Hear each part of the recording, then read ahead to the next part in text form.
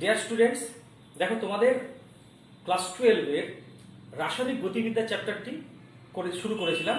আজকে তার পরবর্তী ভিডিও নিয়ে এসেছি। বিষয়বস্তু রাসায়নিক বিক্রিয়ার ক্রম। মনে করো এটা একটা রাসায়নিক বিক্রিয়া। বিক্রিয়াটির পরীক্ষালব্ধ হার সমীকরণ R is equal to K into concentration of A to the power alpha into concentration of B to the power beta into concentration of C to the power gamma। দেখো এখানে আমি কিন্তু আলফার জায়গায় এ লিখিনি, স্মল এ লিখিনি, বিটার জায়গায় small B লিখিনি, গামার জায়গায় স্মল সি লিখিনি। যদি লিখতাম সেটা হয়ে যেত ভরক্রিয়া সূত্র। এটা তো ভরক্রিয়া সূত্র নয়, এটা হলো পরীক্ষালব্ধ হার সমীকরণ বা গতিসূত্র। তো এই পরীক্ষালব্ধ হার সমীকরণে কোন একটি বিক্রিয়কের যে গাঢ়ত্ব তার উপরে যে ঘাত আছে, যেমন ধরো এ মানে কনসেন্ট্রেশন অফ এ, তার উপরে ঘাত আছে কত আলফা, তাহলে আলফাকে বলবো এর সাপেক্ষে বিক্রিয়া ক্রম। একইভাবে বিক্রিয়ক বি এর গাঢ়ত্ব রাশির উপরে যে ঘাত আছে অর্থাৎ বিটা, সেইটাকে বলবো বি এর সাপেক্ষে বিক্রিয়ার ক্রম। একইভাবে বিক্রিয়ক সি এর গাঢ়ত্ব রাশির উপরে যে ঘাত আছে মানে গামা, সেটা হচ্ছে সি এর সাপেক্ষে বিক্রিয়ার ক্রম। এখন যদি বলে বিক্রিয়াটির সামগ্রিক ক্রম কত, তাহলে এখানে লিখলাম সামগ্রিক ক্রম সমান হবে এই তিনটের যোগফল মানে alpha plus beta plus gamma. অর্থাৎ এবার একটা রাসায়নিক বিক্রিয়ার সংজ্ঞাটা, এবার ক্রমের সংজ্ঞাটা বলছি এই অনুসারে। অর্থাৎ কোন একটি রাসায়নিক বিক্রিয়া পরীক্ষালব্ধ হার সমীকরণে কোন একটি বিক্রিয়কের গাঢ়ত্ব রাশির উপরে যে ঘাত থাকে মানে এখানে আলফা, তাকে বলা হয় ওই বিক্রিয়কের সাপেক্ষে বিক্রিয়ার ক্রম। এবং এই পরীক্ষালব্ধ হার সমীকরণে বিক্রিয়কের গাঢ়ত্ব রাশিগুলির উপরে যে সমস্ত ঘাত থাকে তাদের সমষ্টিকে বলা হয় বিক্রিয়াটির সামগ্রিক ক্রম। একটা উদাহরণ দেওয়া যায়, তাহলে পরিষ্কার হবে জিনিসটা। মনে করো একটা এক্সাম্পল দিচ্ছি, 2NO2 plus F2 is equal two 2NO2F। এটা একটা রাসায়নিক বিক্রিয়া সমীকরণ। এই বিক্রিয়াটির পরীক্ষালব্ধ হার সমীকরণ মনে করো R is equal to K into concentration of NO2 into concentration of F2। বলে রাখা ভালো, এখানে কিন্তু NO2 মাথায় স্কয়ার দিইনি, কারণ এটা কিন্তু ভরক্রিয়া সূত্র নয়, এটা হচ্ছে পরীক্ষালব্ধ হার সমীকরণ। এই পরীক্ষালব্ধ হার সমীকরণে NO2 এর গাঢ়ত্বের উপরে যে ঘাত আছে মানে 1, সেটা হচ্ছে NO2 সাপেক্ষে বিক্রিয়ার ক্রম। আবার F2 এর গাঢ়ত্ব রাশির মাথায় যে ঘাত আছে মানে 1 আছে, তাহলে F2 এর সাপেক্ষে বিক্রিয়ার ক্রম হবে 1। তাহলে এই রাসায়নিক বিক্রিয়াটির সামগ্রিক ক্রম কত হবে? 1 আর 1 এ 2। তাহলে বিক্রিয়াটির সামগ্রিক ক্রম হলো 2। অর্থাৎ আরেকবার রাসায়নিক বিক্রিয়ার ক্রম তাকে বলে, সংজ্ঞাটা দিচ্ছি। কোন একটি রাসায়নিক বিক্রিয়ার পরীক্ষালব্ধ হার সমীকরণে কোন একটি বিক্রিয়কের গাঢ়ত্বের উপরে যে ঘাত থাকে তাকে বলা হয় ওই বিক্রিয়কের সাপেক্ষে বিক্রিয়ার ক্রম। এবং পরীক্ষালব্ধ হার সমীকরণে বিক্রিয়ক রাশিগুলির গাঢ়ত্বের মাথায় যে সমস্ত ঘাত থাকে তাদের সমষ্টিকে বলা হয় বিক্রিয়াটির সামগ্রিক ক্রম। এখানে NO2 এর গাঢ়ত্বের উপরে 1 ঘাত আছে, তাই NO2 সাপেক্ষে বিক্রিয়ার ক্রম 1, কিন্তু F2 এর গাঢ়ত্ব রাশির উপরে 1 ঘাত আছে, তাই F2 এর সাপেক্ষে বিক্রিয়ার ক্রম হলো 1। কিন্তু যদি বলে বিক্রিয়াটির সামগ্রিক ক্রম কত, তাহলে সামগ্রিক ক্রম হবে 1 আর 1 এর যোগফল মানে 2। রাসায়নিক বিক্রিয়ার ক্রম সম্পর্কে কিছু গুরুত্বপূর্ণ বিষয়। প্রথম বিষয়টি হলো মনে রাখবে রাসায়নিক বিক্রিয়ার ক্রম কিন্তু পরীক্ষালব্ধ, এর সাথে সমতাযুক্ত সমীকরণ বা ব্যালেন্সড সমীকরণের কোনো সম্পর্ক নেই। একটা উদাহরণ দেওয়া যায়, মনে করো 2NO plus 2H2 is equal two N2 plus 2H2। এটা হচ্ছে একটা ব্যালেন্সড সমীকরণ।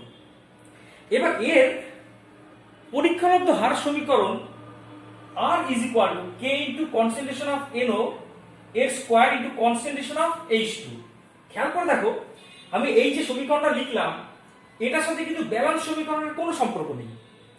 কারণ যদি আমি ব্যালেন্স সমীকরণ থেকে ভরক্রিয়া সূত্র লিখতাম, তাহলে এখানে যেমন স্কয়ার দিয়েছি, NO এর গাঢ়ত্বের মাথায় স্কয়ার দিয়েছি, তেমনি H2 এর গাঢ়ত্বের উপরেও স্কয়ার দিতে হতো, তা তো আমি দিইনি। তার মানে এটা ভরক্রিয়া সূত্র নয়, এটা অ্যাকচুয়ালি পরীক্ষালব্ধ হার সমীকরণ।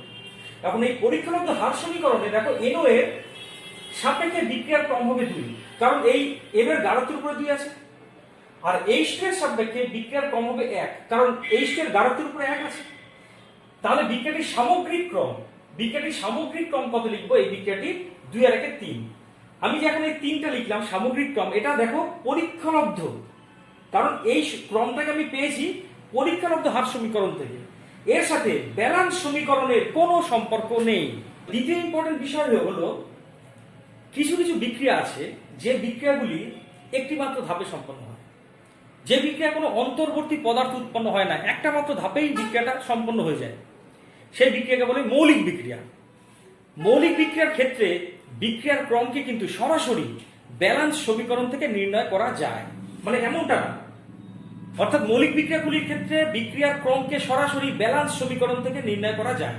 যেমন একটা উদাহরণ দিই, মনে করো NO plus O3 is equal two NO2 plus O2। এটা একটা মৌলিক বিক্রিয়া। এই মৌলিক বিক্রিয়াটির ক্ষেত্রে বিক্রিয়ার হার সমীকরণ হবে R is equal to K into concentration of NO into concentration of O3। খেয়াল করে দেখো, এই যে আমি হার সমীকরণটা লিখলাম, এটা কিন্তু সরাসরি ব্যালান্স সমীকরণ থেকে নির্ণয় করা যায়। কন্ডিশনটা কি? এটা হচ্ছে মৌলিক বিক্রিয়া বলেই। তাহলে এক্ষেত্রে দেখো NO এর সাপেক্ষে বিক্রিয়ার ক্রম হবে এক ক্রমের, কারণ মাথায় এক আছে। আর O3 এর সাপেক্ষে বিক্রিয়ার ক্রম হবেও এক ক্রমের, কারণ O3 এর মাথায় গাঢ়ত্বের মাথায় হবে এক আছে। তাহলে সামগ্রিক ক্রম কত হচ্ছে? সামগ্রিক ক্রম দেখো 2। তাহলে আমি যে এই ক্রমটা নির্ণয় করলাম মৌলিক বিক্রিয়ার ক্ষেত্রে, তাকে দেখো সরাসরি ব্যালান্স সমীকরণ থেকে নির্ণয় করা গেল, কারণ এই মৌলিক বিক্রিয়া এটা হওয়ায় এর পরীক্ষালব্ধ হার সমীকরণও যা, আর ভরক্রিয়া সূত্রও তাই। তাই পরীক্ষালব্ধ হার সমীকরণকে সরাসরি আমি ব্যালান্স সমীকরণ থেকে নির্ণয় করেছি, তার থেকে আবার ক্রম নির্ণয় করেছি। তাই বলতে পারি মৌলিক বিক্রিয়ার ক্ষেত্রে কিন্তু ক্রমকে সরাসরি ব্যালান্স সমীকরণ থেকে নির্ণয় করা যায়। এবার চলে আসি তৃতীয় গুরুত্বপূর্ণ বিষয়। বলছে কোন একটি রাসায়নিক বিক্রিয়া কোন একটি বিক্রিয়কের গাঢ়ত্বের পরিবর্তনের সাথে বিক্রিয়ার হার কিভাবে পরিবর্তিত হবে তা ওই বিক্রিয়কের সাপেক্ষে বিক্রিয়াটি কত ক্রমের তা থেকে জানা যায়। কথাটা কঠিন লাগে, দেখো উদাহরণ দিচ্ছি তাহলে সহজ হয়ে যাবে। মনে করো একটা রাসায়নিক বিক্রিয়া NO 2NO2 plus F2 is equal two 2NO2F। এই বিক্রিয়াটির পরীক্ষালব্ধ হার সমীকরণ R is equal to K into concentration of NO2 into concentration of F2। দেখো যেহেতু এই বিক্রিয়াটি NO2 এর সাপেক্ষে প্রথম ক্রমের, তাই এই বিক্রিয়া NO2 এর গাঢ়ত্ব যদি ডবল করি বিক্রিয়ার হার ডবল হবে। NO2 এর গাঢ়ত্ব যদি ট্রিপল করি মানে 3 গুণ করি বিক্রিয়ার হার কিন্তু 3 গুণ হবে। একইভাবে F2 এর সাপেক্ষে বিক্রিয়াটি কত ক্রমের? প্রথম ক্রমের। তাহলে F2 এর গাঢ়ত্ব যদি ডবল করি বিক্রিয়ার হার রেট অফ দ্য রিঅ্যাকশনে কিন্তু ডবল হবে। F2 এর গাঢ়ত্ব যদি ট্রিপল করি মানে 3 গুণ করি তাহলে বিক্রিয়ার হারও কিন্তু 3 গুণ বাড়বে। আরেকটা উদাহরণ দিই তাহলে পরিষ্কার হবে। মনে করো অন্য একটা বিক্রিয়াটা হচ্ছে 2NO প্লাস 2H2, এই আগের বিক্রিয়াটা is equal two N2 plus 2H2। এই বিক্রিয়াটির পরীক্ষালব্ধ হার সমীকরণ R is equal to K into concentration of NO এর square into concentration of H2। দেখো NO এর সাপেক্ষে বিক্রিয়াটা হচ্ছে দ্বিতীয় ক্রমের, সেকেন্ড ক্রমের, আর H2 এর সাপেক্ষে বিক্রিয়াটা হচ্ছে প্রথম ক্রমের। তাহলে দেখো তো এই পরীক্ষালব্ধ হার সমীকরণ থেকে দেখতে পাচ্ছি NO এর গাঢ়ত্ব যদি ডবল করি তাহলে বিক্রিয়ার হার কিন্তু 4 গুণ হবে। কেন 4 গুণ হবে? কারণ NO এর সাপেক্ষে বিক্রিয়াটা দ্বিতীয় ক্রমের। আবার দেখো তো H2 এর গাঢ়ত্ব যদি ডবল করি বিক্রিয়ার হার কিন্তু ডবল হবে, কারণ H2 এর সাপেক্ষে বিক্রিয়াটা প্রথম ক্রমের। কেমন? আরেকবার দেখো NO এর গাঢ়ত্ব যদি 3 গুণ করি তাহলে বিক্রিয়ার হার 9 গুণ হবে। কেন 9 গুণ হবে? কারণ NO এর সাপেক্ষে তো এটা দ্বিতীয় ঘাতের সমানুপাতিক, অর্থাৎ NO এর গাঢ়ত্ব 3 গুণ করলে বিক্রিয়ার হার কিন্তু 9 গুণ হবে। আর H2 এর গাঢ়ত্ব যদি 3 গুণ করো বিক্রিয়ার হার কিন্তু 3 গুণ বাড়বে, কারণ H2 এর গাঢ়ত্বের সাপেক্ষে এটা প্রথম ক্রমে। তাহলে কোন একটা রাসায়নিক বিক্রিয়ার হার কিভাবে পরিবর্তিত হবে তা নির্ভর করে কোন একটি বিক্রিয়কের সাপেক্ষে বিক্রিয়াটি কত ক্রমের তার উপরে। তাহলে আমরা দেখলাম কোন একটি রাসায়নিক বিক্রিয়ার হার কোন একটি বিক্রিয়কের গাঢ়ত্বের পরিবর্তনের সাপেক্ষে কিভাবে বিক্রিয়ার হার পাল্টাবে সেটা নির্ভর করে বিক্রিয়কটির সাপেক্ষে বিক্রিয়াটি কত ক্রমের তার উপরে নির্ভর করবে যে বিক্রিয়াটা কি হারে পরিবর্তিত হবে। চতুর্থ গুরুত্বপূর্ণ বিষয় হলো বিক্রিয়ার ক্রমের মান শুধুমাত্র যে পূর্ণ সংখ্যা হবে তা নয়, বিক্রিয়ার ক্রমের মান শূন্য হতে পারে, নেগেটিভ হতে পারে, ভগ্নাংশের হতে পারে, পূর্ণ সংখ্যা তো হবেই।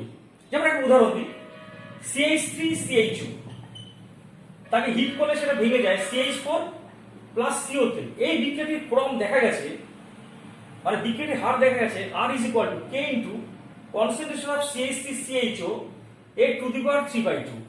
তাহলে দেখো বিক্রিয়ার হার CH3CHO এর 3/2 ঘাতের সমানুপাতিক, অর্থাৎ বিক্রিয়ার ক্রম N equal to 3/2। তাহলে এটা একটা ভগ্নাংশ ক্রমের বিক্রিয়া।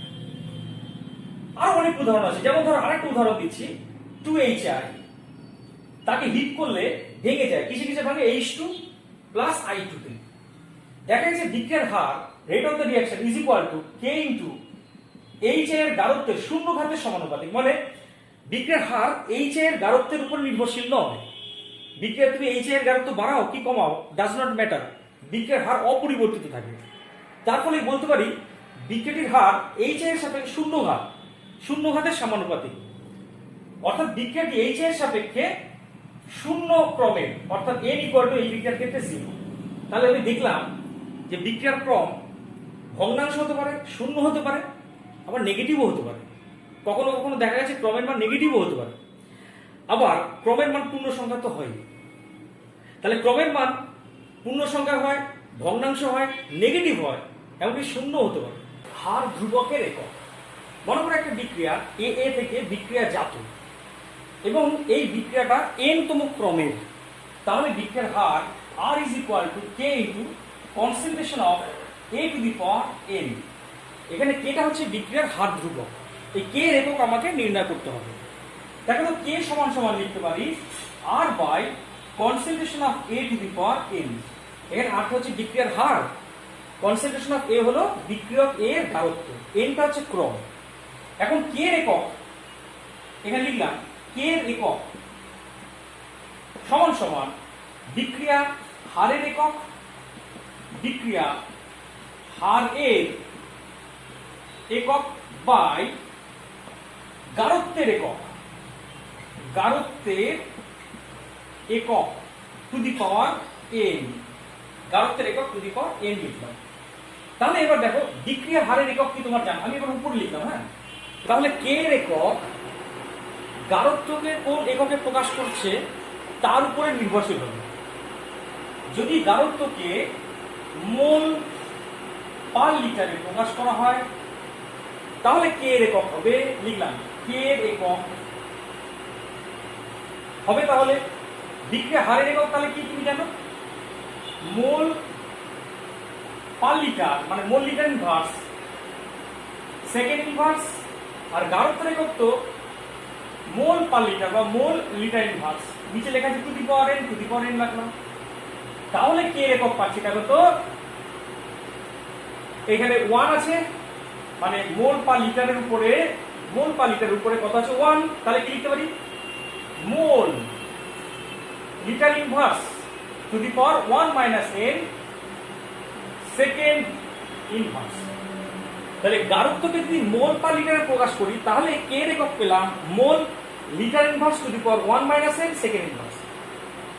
এখন গাঢ়ত্বকে যদি অ্যাটমসফিয়ার এককে প্রকাশ করি, তুমি জানো বিক্রিয়ক অথবা বিক্রিয়াজাত পদার্থ যদি গ্যাসীয় হয় তাহলে বিক্রিয়ক বা বিক্রিয়াজাত পদার্থের গাঢ়ত্বকে আংশিক চাপের মাধ্যমে প্রকাশ করা হয়, সেক্ষেত্রে একক আসে অ্যাটমসফিয়ার। তাহলে গাঢ়ত্ব তাকে যদি অ্যাটমসফিয়ার এককে প্রকাশ করা হয় তাহলে K এর একক কি হবে দেখি, তাহলে K এর একক, তাহলে যথারীতি বিক্রিয়া হারের একক সেক্ষেত্রে হবে অ্যাটমসফিয়ার পার সেকেন্ড, মানে সেকেন্ড ইনভার্স। বিক্রিয়া হারের একক কি, গাঢ়ত্বের একক পার সেকেন্ড। আর নিচে আছে গাঢ়ত্বের একক মানে atmosphere two the power n।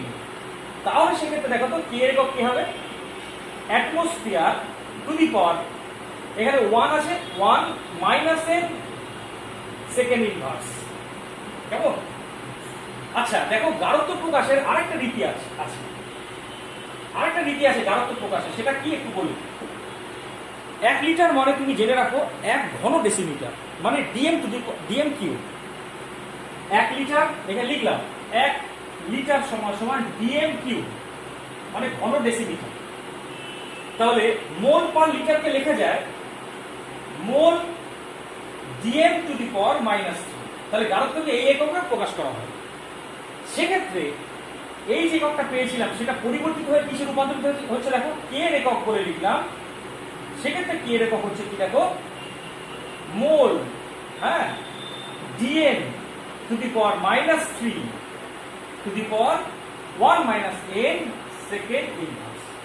তাহলে দেখো কে এর একক প্রকাশ করার তিনটে পদ্ধতি আছে, depending upon the process of unit of concentration. K এর একক প্রকাশ করার তিনটি পদ্ধতি। আমি গাঢ়ত্বকে কোন এককে প্রকাশ করছি তার উপর বেস করে, গাঢ়ত্বকে যদি মোল পার লিটারে প্রকাশ করি তাহলে কে এর একক হবে mole litre inverse to the power 1 - n second inverse. গাঢ়ত্বকে যদি অ্যাটমোস্ফিয়ার এককে প্রকাশ করি তাহলে কে এর একক হবে atmosphere to the power 1 - n second inverse. আর গাঢ়ত্বকে যদি mole DM to the power -3 এককে প্রকাশ করি তাহলে কে এর একক হবে mole DM to the power -3 to the power 1 - n second inverse.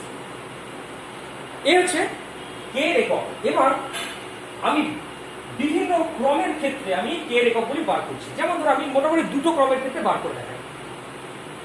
যেমন ধরো আমি এখানে একটা দাগ দিলাম, কেমন, যদি n = 0 হয়, n = 0 হলে পরে মানে শূন্য ক্রমের বিক্রিয়ার ক্ষেত্রে কে এর একক কি হচ্ছে দেখি।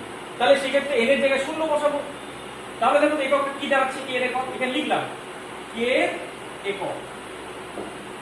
শূন্য ক্রমের ক্ষেত্রে কে এর একক কত হচ্ছে দেখো, এইটাতে পাচ্ছি দেখো মোল, হ্যাঁ, লিটার টু দি পাওয়ার -1। আর এখানটাতে দেখো তো n এর জায়গায় 0 বসালে পরে এটা 1ই থাকবে। আর এখানে কি করে থাকছে দেখো সেকেন্ড ইনভার্স। ঠিক আছে, আচ্ছা এইটা হচ্ছে কার ক্ষেত্রে পেলাম বলতো, n = 0 জন্য। আচ্ছা অ্যাটমোস্ফিয়ার এককে তাহলে কত হচ্ছে, কি হচ্ছে এটা দেখো তো, n = 0 জন্য অ্যাটমোস্ফিয়ার এককে। তাহলে সেক্ষেত্রে n এর জায়গায় 0 বসাবো। তাহলে কে এর একক হচ্ছে দেখো অ্যাটমোস্ফিয়ার, কে এর একক কত হচ্ছে দেখো,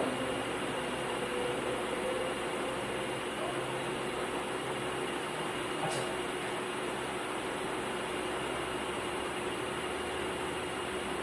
তাহলে n = 0 জন্য মানে শূন্য ক্রমের বিক্রিয়ার ক্ষেত্রে অ্যাটমোস্ফিয়ার এককে কত হচ্ছে দেখো, n এর জায়গায় 0 বসাবো। তাহলে কি দাঁড়াচ্ছে অ্যাটমোস্ফিয়ার টু দি পাওয়ার 1 - 0 মানে 1 সেকেন্ড ইনভার্স। কেমন, আর যদি এই এককটাতে প্রকাশ করি, এই একক বলতে মোল ডিএম টু দি পাওয়ার -3 এককে যদি প্রকাশ করি তাহলে n এর জায়গায় 0 বসাবো। সেক্ষেত্রে শূন্য ক্রম বিক্রিয়ার ক্ষেত্রে এককটা কি হবে, কি দেখো তো, mole DM to the power -3, n এর জায়গায় 0 বসালে এটা 1 হবে। আর কি দাঁড়াচ্ছে সেকেন্ড ইনভার্স।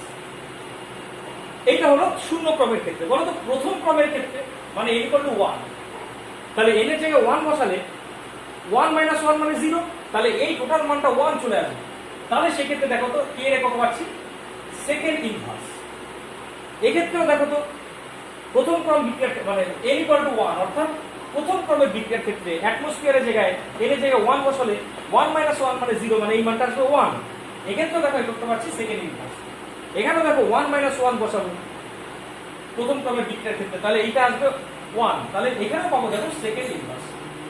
আচ্ছা এবার এদিকে দ্বিতীয় ক্রমের বিক্রিয়ার ক্ষেত্রে তাহলে n = 2, n = 2 হলে পরে এখানে n এর জায়গায় 2 বসাবো। তাহলে সেক্ষেত্রে এককটা কি পাচ্ছি দেখো তো দ্বিতীয় ক্রমের ক্ষেত্রে, সেক্ষেত্রে লিখবো mole litre inverse to the power এখানে -1 সেকেন্ড ইনভার্স। এবং এইটা করলে পরে দেখো এটা লিটার আসবে, তাহলে চেঞ্জ হয়ে এটা কি দাঁড়াবে, ইকুয়াল টু লিখলাম litre mole inverse second inverse দাঁড়াবে। আর এক্ষেত্রে কি দাঁড়াবে দেখো তো n = 2 মানে দ্বিতীয় ক্রমের বিক্রিয়ার ক্ষেত্রে এখানে n এর জায়গায় 2 বসাবো। তাহলে কি পাচ্ছি দেখো অ্যাটমোস্ফিয়ার ইনভার্স সেকেন্ড ইনভার্স। এক্ষেত্রেও দ্বিতীয় ক্রমের বিক্রিয়ার ক্ষেত্রে এখানে 2 বসালে কি পাচ্ছি দেখো mole DM to the power -3 to the power -1 second inverse, মানে এটাকে লেখা যায় ডিএম কিউ বলে। তারপর কি দাঁড়াচ্ছে দেখো মোল ইনভার্স সেকেন্ড ইনভার্স। তাহলে আমি শূন্য ক্রমের ক্ষেত্রে, প্রথম ক্রমের ক্ষেত্রে আর দ্বিতীয় ক্রমের ক্ষেত্রে আমি বিভিন্ন গাঢ়ত্বের এককের ক্ষেত্রে ক্রমের একক কে এর একক অর্থাৎ হার ধ্রুবকের একক কি হবে সেগুলো নিয়ে আলোচনা করলাম। নিচের হার ধ্রুবকের মান থেকে বিক্রিয়ার ক্রম নির্ণয় করতে হবে। কে এর মান দেওয়া আছে, প্রথমটা করছি। তো কে এককটা 2.4, আচ্ছা, mole inverse litre second inverse এটা দেওয়া আছে, কিন্তু এটাকে এইভাবে লিখবো না, আমি যে নিয়মে জানি সেইভাবে লিখবো। অর্থাৎ কিভাবে লিখবো, এটাকে লিখবো আসল রূপে, মানে সেটা কি ছিল, মোল litre inverse to the power 1 - n লিখি তো, কিন্তু এইটাকে আমি উপরে এমন একটা সংখ্যা বসাবো পাওয়ারে যেটা আগেরটা ফিরে পাই। যেমন এখানে দেখো -1 যদি বসাই তাহলে দেখো এই যে এল ইনভার্স আছে সেটা লিটার হয়ে যাবে, আর মোলের মাথায় -1 চলে আসে, দেখো আগেরটা ফিরে পাচ্ছি। কেমন, আমাকে যেটা দেওয়া থাকবে সেটাকে আমি আসল রূপে লিখবো। আসল রূপ বলতে মোল লিটার ইনভার্স, আর মাথায় এমন একটা পাওয়ার বসাবো যেই পাওয়ারটা এর উপর চাপালে আগেরটা ফিরে পাই, কারণ আমি তো ইচ্ছে মতো নতুন কিছু আনতে পারি না। তাই ইনভার্সে এমন কিছু বসাবো যেটা বসালে পরে আমি আগেরটা ফিরে পাই। দেখো লিটার ইনভার্স থেকে লিটার হয়ে যাচ্ছে, মোল ইনভার্স তো আছে, আর পরে আছে সেকেন্ড ইনভার্স।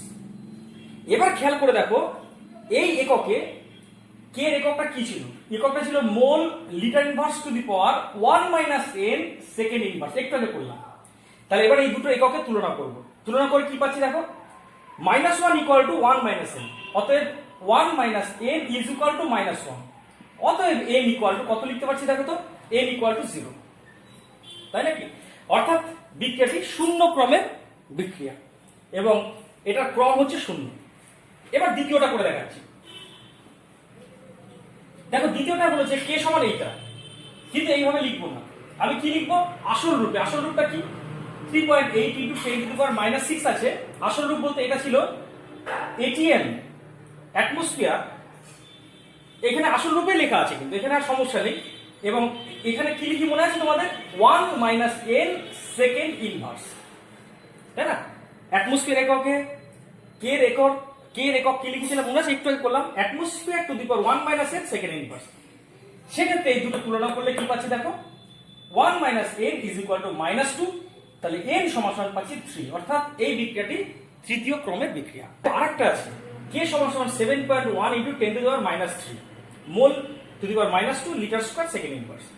তাহলে এটাকে আমি আসল রূপে লিখবো। আসল রূপ বলতে কি একটু আগে মনে আছে তোমাদের, এটাকে আসল রূপ বলতে কিভাবে লিখবো, মোল লিটার ইনভার্স, এইটাকে আমি চোখ কান বুঝে লিখবো। আসল রূপটা চোখ কান বুঝে লিখবো, ব্র্যাকেট দেবো, দিয়ে মাথায় পাওয়ারে এমন কিছু বসাবো যেটা আগেরটা ফিরে পাই। দেখো পাওয়ারে যদি -2 লিখি, -2 লিখতে দেখো -2 আর -1 গুণ করলে +2 আছে, লিটারের মাথায় +2 আছে আগেরটা।